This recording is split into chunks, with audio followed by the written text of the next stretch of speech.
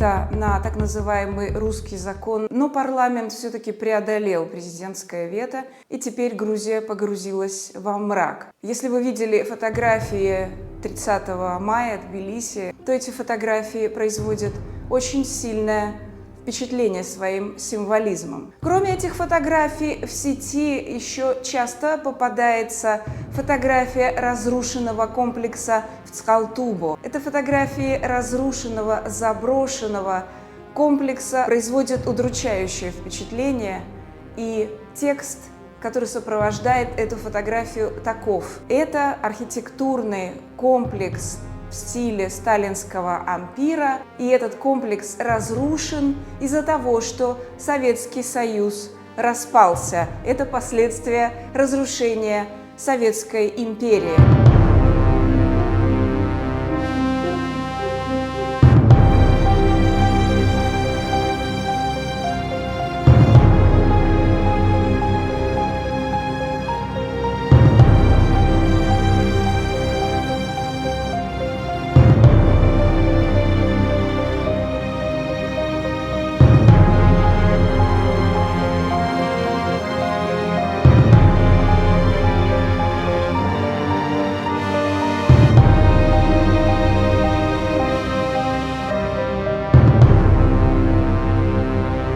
Мы можем себе вообразить, что это и есть результат того, что 30 лет люди фальсифицировали историю. А ведь за этой фотографией сотни тысяч искалеченных жизней, десятки тысяч убитых. Нас ждет точно такая же фальсификация истории, если мы сегодня не поднимем свой голос в защиту граждан Грузии, которые достойны того, чтобы продолжить свою историю вместе с Европой. Но существуют эти самые 84 предателя, 84 Иуды, которые проголосовали за принятие русского закона.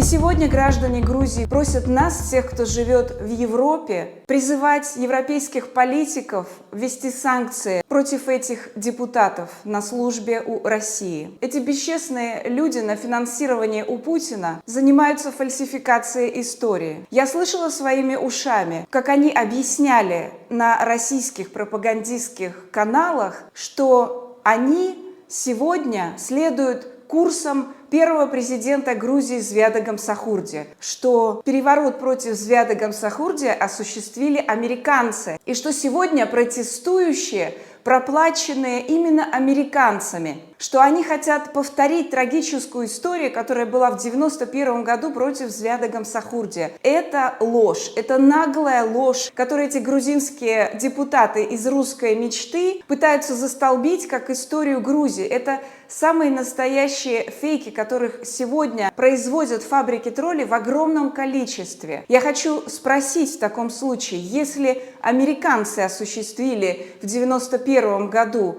антигосударственный переворот против Звиады Гамсахурдиа, а не русские, то почему же мы все эти годы с 1992 года в Грузии жили в состоянии животных? Буквально в состоянии животных.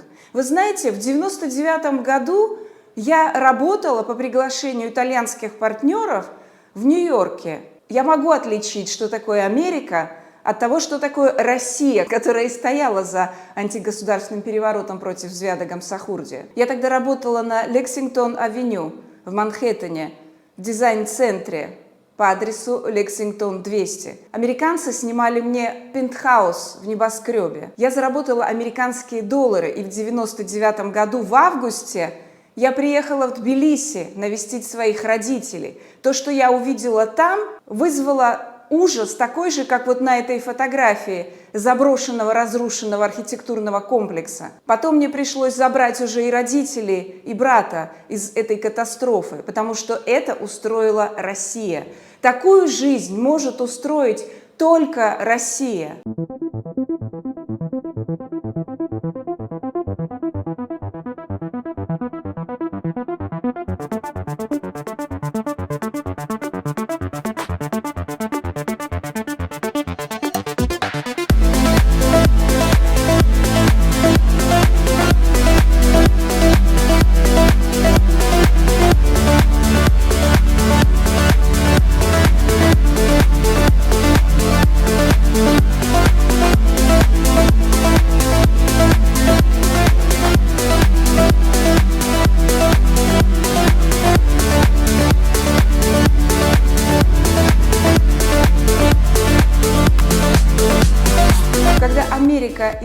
Европа по-настоящему помогала реформам в Грузии, все увидели результат. Это был результат, который принес реформатор Михаил Саакашвили. Результат уже был виден через год. Что такое, когда американцы и европейцы помогают гражданам Грузии строить свою страну?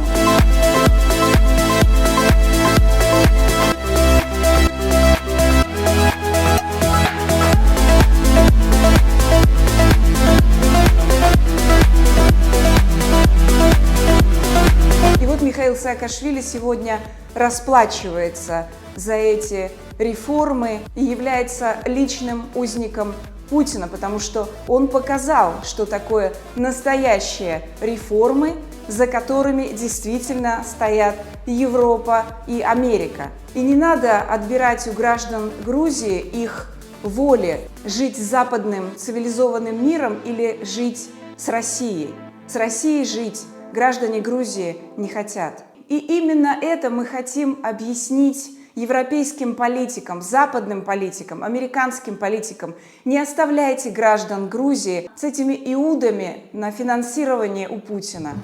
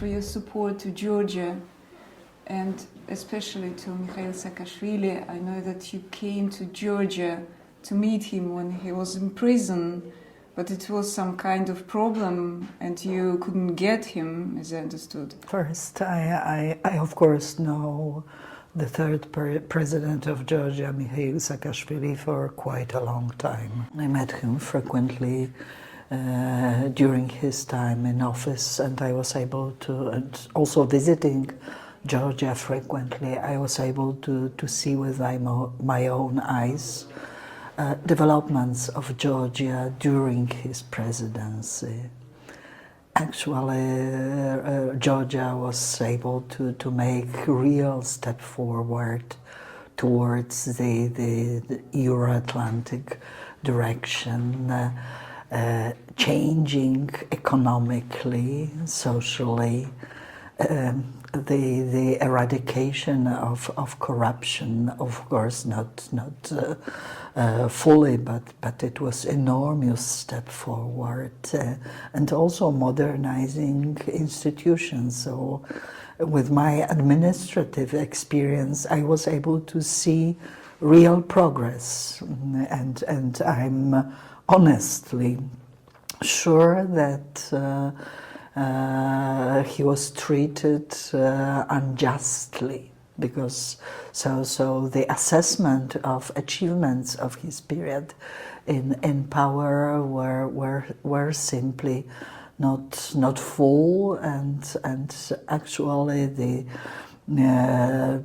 knowledge, collective knowledge of Georgians is much better than what I read in official media or official broadcasting stations. I met him just before his return to Georgia, and I was concerned by his fate, knowing for many years already recent developments in Georgia. Previously, during my visits to Georgia, I was able to successfully apply to see prisoners that I considered political ones. And I was granted this ability by authorities. In case of Mikhail Saakashvili, it was impossible, and moreover, I was accused of a variety of issues, including being a lobbyist or whatever.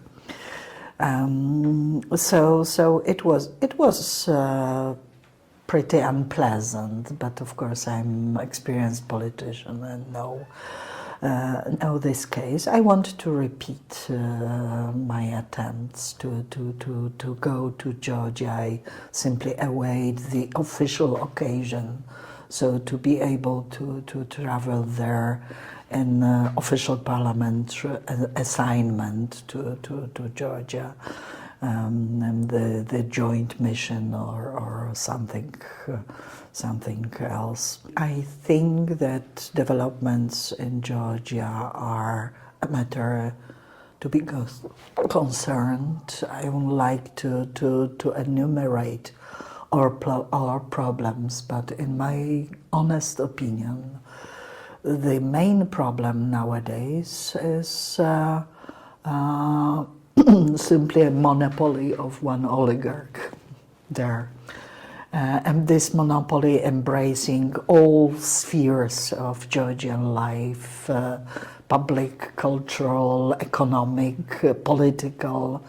Simply Mr. Ivanishvili being able to appoint his supporters without proper experience, political or administrative experience to run country in extremely difficult environment and circumstances, because history is nowadays really very, very challenging to all of us politicians. And I think that many Georgians that support Ukraine now in defending the country, and many of them are really high-ranking people, and yet traveling, manifesting, even fighting in Georgia in Ukraine in defense of Ukraine.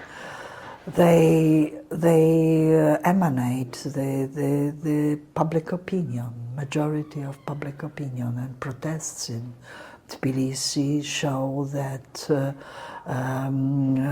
government's positions in international affairs are questionable, simply are not accepted by citizens. I think that the will to join sanctions was there.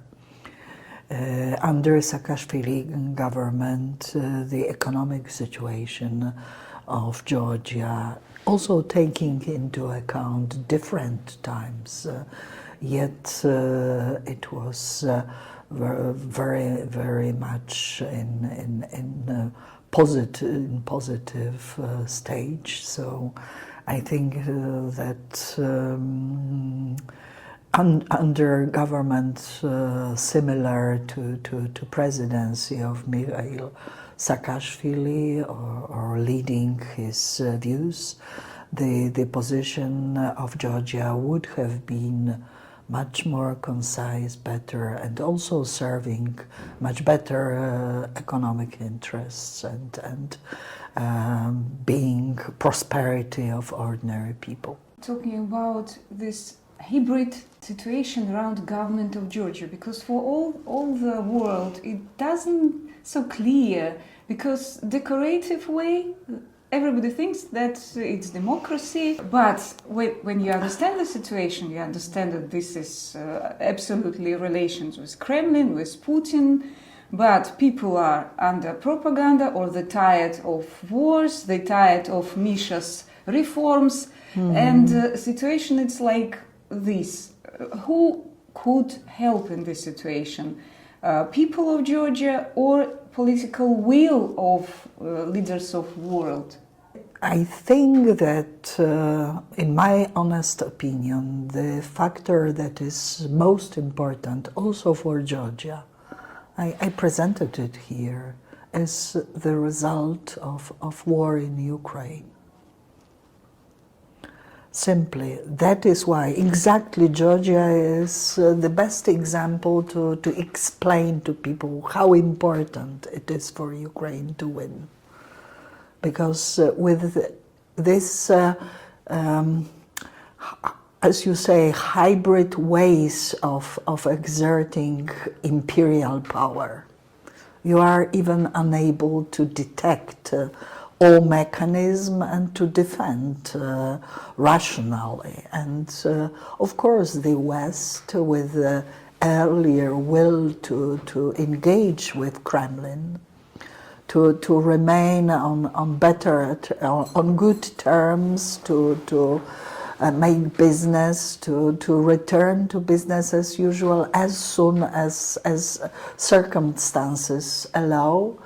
It has been extremely difficult, but it is now easier to pressurize the West and also show the situation in neighborhood of Russian Federation, ways to influence, ways to impose power, ways to eradicate people who are not well perceived by Kremlin, and to simply appoint, raise in power those who are friendly.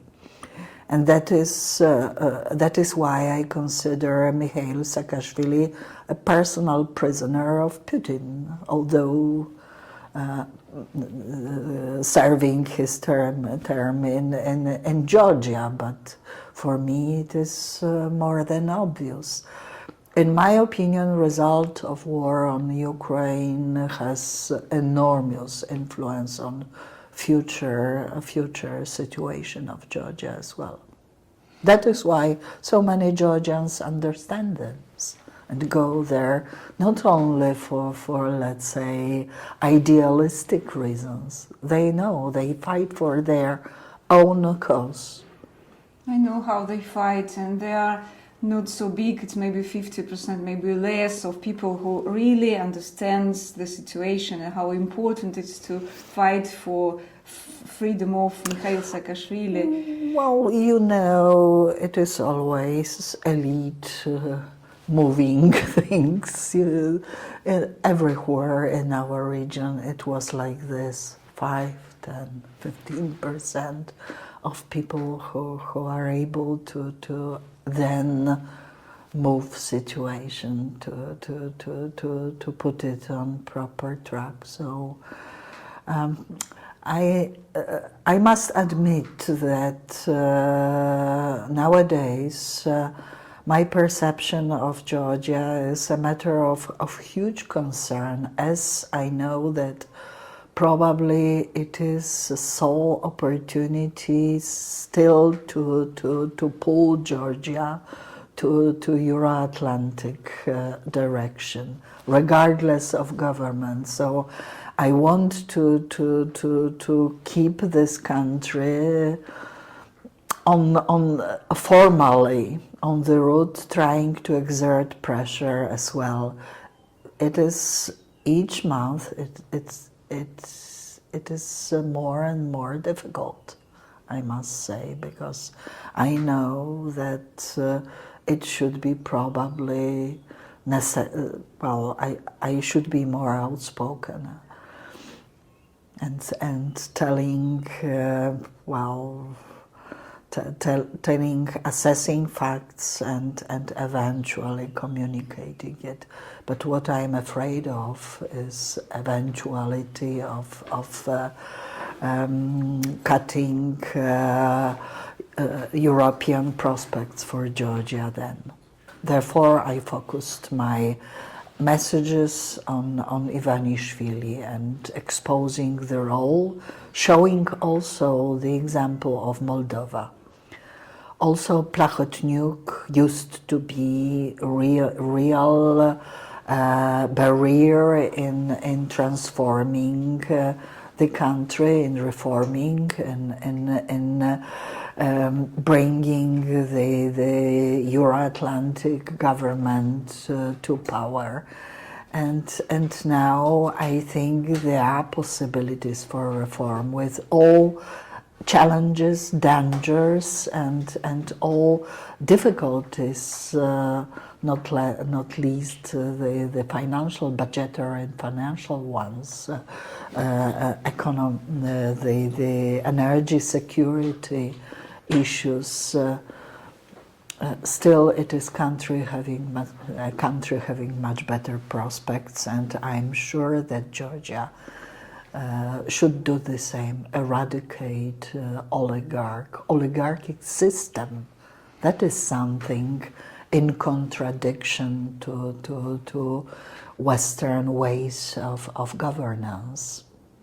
Paniano, this is obvious. This Mikhail Saakashvili did this step especially to emphasize the situation in Georgia. He did this sacrifice. It's yes, really sure. like Bible story.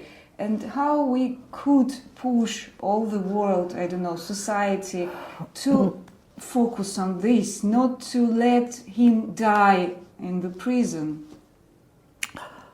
Well, I try to communicate this every place I can. So every important meeting I mention the case of Saakashvili. I know there is currently pending, I wouldn't like to speak on this, but there is Polish initiative as well on this. There are Ukrainians attempts. It appears that he is willing to be transferred to proper hospital once more, because some time ago this pressure to transfer him internally in Georgia was partially successful, but then authorities once more took him to dire conditions, and well, I hope we'll succeed in this. There is quite important diplomatic initiative now to take him to one of European countries. Paniano, thank you very much for you doing for Georgia, for Mikhail Saakashvili. You are the rarest person in this big policy. Well, I must admit it is extremely difficult, and I hope that result of all our efforts is to maintain the position of Georgia in the West Euro-Atlantic area, and that is our goal for all Georgians and for Mikhail Saakashvili as well, of course. Thank you very much.